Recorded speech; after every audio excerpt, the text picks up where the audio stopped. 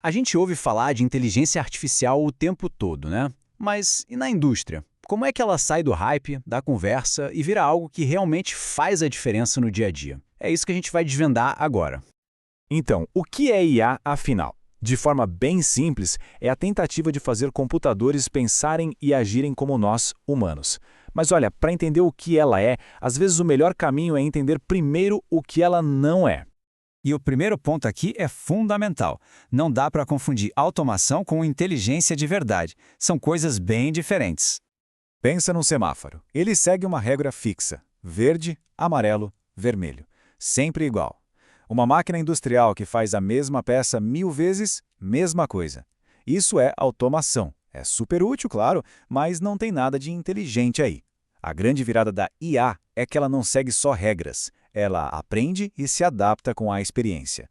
E essa rigidez da automação leva a um problema bem conhecido, a tal síndrome da coberta curta. Imagina um alarme de vibração numa máquina. Se a gente calibra ele para não disparar com a vibração normal da partida, ele fica, digamos, tolerante demais. E aí, quando uma falha real, uma vibração sutil, começa a acontecer, ele simplesmente não pega. É isso. Ou a gente cobre a cabeça, ou cobre os pés. Nunca dá para cobrir tudo.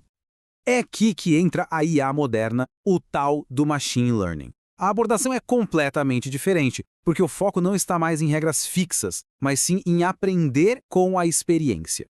Muita gente acha que a mágica da IA está no algoritmo, né? Aquele código super complexo. Mas a verdade, o verdadeiro segredo, o motor que faz tudo funcionar, são os dados. Mas não é qualquer dado que serve.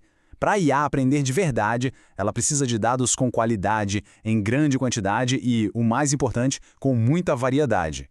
É como uma criança aprendendo a andar. Ela não lê o manual, certo? Ela tenta, cai, levanta, experimenta andar na grama, no cimento, e é essa experiência variada que a ensina de verdade. E é com essa experiência toda que a IA resolve aquele problema da coberta curta. Ela aprende a diferenciar o que é a vibração normal da máquina ligando e o que é aquele tremorzinho sutil que indica um problema sério começando. Ela entende o contexto e aí sim consegue ser precisa sem deixar de ser sensível a falhas. Ok, isso nos leva a um ponto bem interessante, que tem tudo a ver com as IAs mais famosas que a gente vê por aí.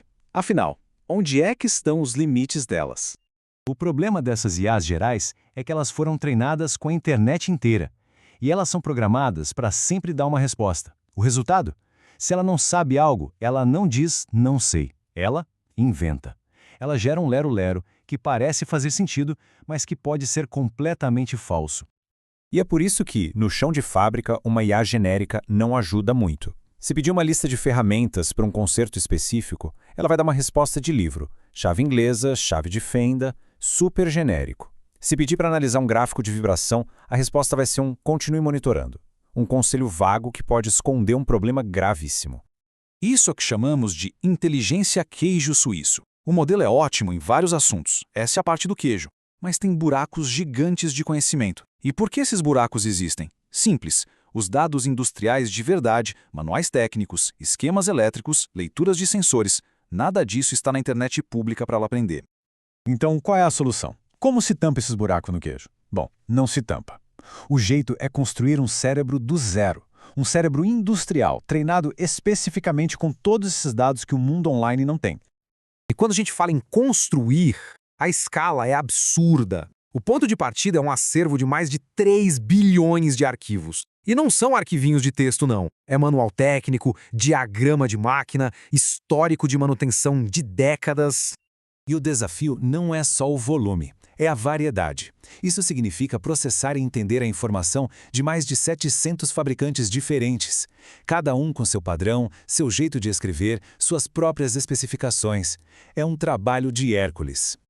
Para ter uma noção do que isso significa, só os dados brutos de sensores, as leituras das máquinas ao longo do tempo, já ocupam mais espaço do que o catálogo inteiro da Netflix. Pense em todos os filmes, todas as séries. Pois é, os dados industriais são maiores. É um volume de informação difícil até de imaginar.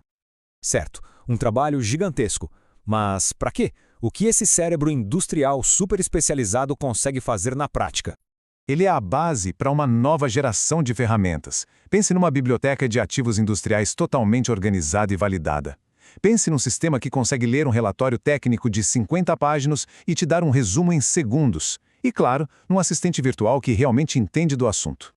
Um assistente que não dá respostas genéricas. Ele te dá o passo a passo exato, tirado do manual correto daquela máquina. Ele diz qual é o tipo de graxa específica para aquele motor, ele puxa todo o histórico de falhas daquele equipamento e, o mais importante, cada resposta vem com a fonte, com o link para o documento original, tudo verificável.